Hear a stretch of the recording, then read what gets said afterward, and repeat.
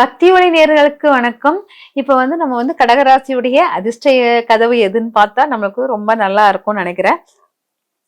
மென்மையும் தன்மையும் வாய்ந்த கொஞ்சம் பொறாமையும் அடைந்த கடகராசிகர்களுக்கு அதிர்ஷ்டத்துக்குள்ளது எது அப்படின்னு பார்க்கலாம்.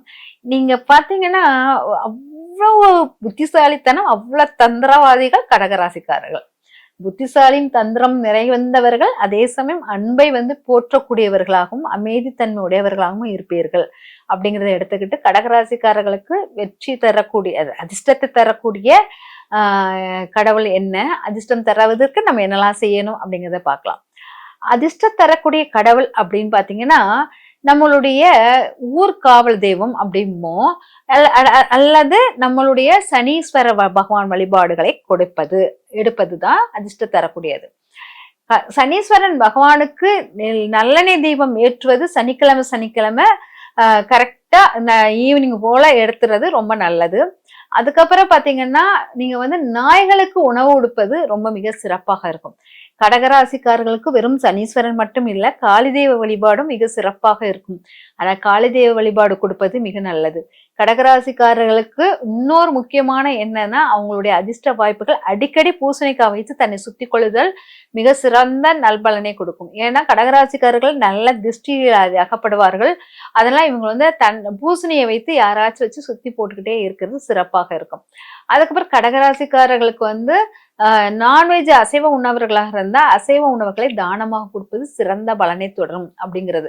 அதே இது வெஜிடேரியனாக இருக்கும்போது நீங்க பூசணிக்காய் உடைத்தல் தான் மிக சிறந்த நல்பலனை தரும் அப்படிங்கிறதாக இருக்கும். அதுக்கப்புறம் பாத்தீங்கன்னா நீங்க காளி தேவி வழிபாடு இங்க மிக சிறந்த நற்பலனை தருவதாக இருக்கிறது.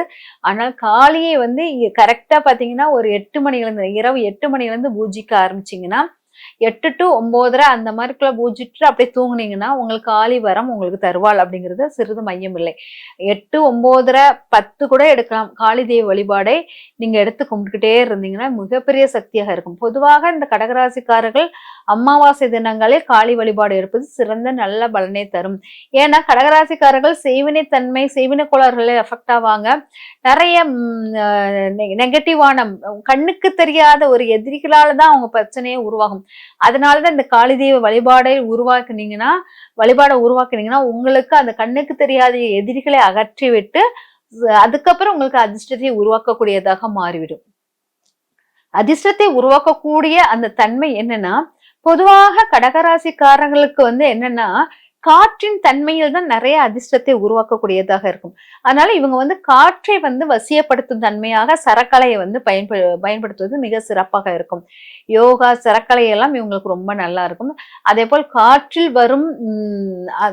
வரும் மூலிகை மனங்கள் இவங்களுக்கு சிறப்பான ஒரு நல்ல பலனை தரும் அப்படிங்கறத அதிர்ஷ்டத்தை உருவாக்கக்கூடிய பலன் அது அப்படிங்கிறத எடுத்துக்கலாம். அதனால நல்ல மூலிகை மனம் மிகுந்ததை அதிகமாக சுவாசித்தல் உங்களுக்கு அதிர்ஷ்டத்தை கொடுக்கக்கூடியதாக இருக்கும். அதுக்கப்புறம் பாத்தீங்கன்னா கடகராசிக்காரர்கள் சித்த வைத்தியம் தெரிந்தவர்களிடம் நிறைய டொனேட் பண்றது, அவங்களுக்கு வேண்டிய சித்த மருத்துவத்தை வாங்கி டொனேட் பண்ணணும். அதை பண்ணும்போது அது உங்களுக்கு நிறைய அதிர்ஷ்டத்திற்குள்ள வாய்கள் கதவுகளை திறப்பதற்கு இதா இருக்கும். அதே போல் பாத்தீங்கன்னா இவங்க கடகராசிக்காரர்கள் நல்ல மறைமுக சக்தியான வழிபாடுகள் இவங்களுக்கு ரொம்ப பவர்ஃபுல்லானதாக இருக்கும். அது அவங்களுக்கு பவர்ஃபுல்னா அதிர்ஷ்ட வாய்ப்புகளை உருவாக்கக்கூடிய சக்தியாக அது மாறும். ஆனா கடகராசிக்காரர்கள் மறைமுக சக்தி வழிபாடு இவங்களுக்கு சிறப்பான ஒரு நல்ல பலனை கொடுக்கும் அப்படிங்கிறத சிறிதும் மையம் இல்லை. பொதுவாக கடகராசிக்காரர்கள் என்ன பண்ணலாம்னா சேவிங்ஸை வைத்து தான் சேர்த்து வைத்த உண்டியல் அதெல்லாம் வைத்து நல்ல அமாவாசை காலத்தில் அதை பூஜித்து திரும்ப அதை உங்களுடைய லாக்கர்ல வச்சீங்கன்னா அதிர்ஷ்ட மணிகள் உங்களுக்கு அதிகமாக வரும். பொதுவாக உங்களுக்கு சேவிங்ஸ் பணங்கள் உங்க கைக்கு கிடைக்காது. அப்பா வழி சொத்தோ அம்மா வழி சொத்தோ எளிதில் உங்க கையில கைப்பற்ற முடியாது. அதற்கு இது சிறந்த ஒரு அதிர்ஷ்ட பூஜையாக இந்த சேவிங்ஸ் மணியை உங்க வீட்டு உண்டியல சேர்த்து வச்சுட்டு அதை பூஜைக்கு அமாவாசை பொழுதில் பூஜை பண்ணிட்டு அந்த பூஜையில் பண்ணிய அந்த உண்டியலை உங்களை பத்திரப்படுத்தி யாரு கண்ணுக்கு தெரியாம பத்திரப்படுத்தணும். ஒவ்வொரு அமாவாசையும் அந்த சேவிங்ஸ் பண்ண வச்ச அந்த உண்டியலை வச்சு பூஜை பண்ணணும். நான் சேவிங்ஸ் முழுமையா நிறையல, இப்பதான் போட்டேன், 2 நாளா ஆச்சு, 3 நாள், அப்படி எல்லாம் கணக்கு இல்லை.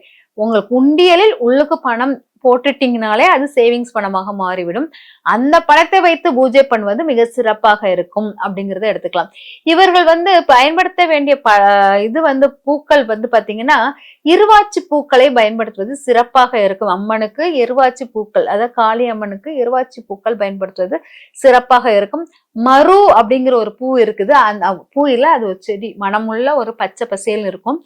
அந்த செடியை அது ரொம்ப மணக்கக்கூடியது, லட்சுமி தாயாரின் சக்தி பெற்ற செடியாக இருக்கும். அதனால் அந்த மருவையும் நீங்க உங்க பயன்பாட்டில் வச்சுக்கிட்டே இருந்தீங்கன்னா, நீங்க பூஜைக்கும் அந்த பொருளில் மருவை போட்டு பூஜை பண்ணீங்கன்னா அது ரொம்ப விசேஷமாக இருக்கும். அது உங்களுடைய அதிர்ஷ்டத்தை உருவாக்கக்கூடியதாக இருக்கும். ஒவ்வொரு அதிர்ஷ்டமும் நீங்களா உருவாக்கி கொண்டு வருவது இல்லை, அது ஏற்கனவே ஸ்டோர் ஆகி உள்ளுக்கு இருப்பதே நீங்க தூசி தட்டி அதை கிளியர் பண்ணி உங்களுக்கு எடுக்கிறீங்க. அவ்வளவுதான் இங்க நடக்கிறது. அதனால அதிர்ஷ்டம்ங்கிறது ஏற்கனவே ஸ்டோரேஜ் ஆன விஷயம்தான். அந்த ஸ்டோரேஜ் ஆன விஷயத்தை எப்படி ஓபன் பண்றது கூட தெரியாம இருப்பதினால் நம்மளுக்கு அதிர்ஷ்டம் தட்டி போகுது. அந்த தட்டி போகக்கூடிய அதிர்ஷ்டத்தை கரெக்டான நம்மளுக்கு கடவுளையும் கரெக்டான வழிபாடு முறைகளையும் எடுத்து கரெக்டான பூக்களை வைத்து அர்ச்சனை பண்ணும்போது உங்களுக்கு தட்டி போகக்கூடிய அந்த அதிர்ஷ்டத்தையும் நீங்க உருவாக்கிடலாம். அதாவது உங்களை விட்டு விலகி போன அதிர்ஷ்டத்தை நீங்க உருவாக்கி அதை ஸ்டோரேஜ் ஆன அந்த அதிர்ஷ்டத்தை நீங்க எடுத்துக்கொள்ளலாம். அப்படிங்கிறதுக்காக தான் இந்த வழிபாடு முறைகளை கொடுக்கிறோம்.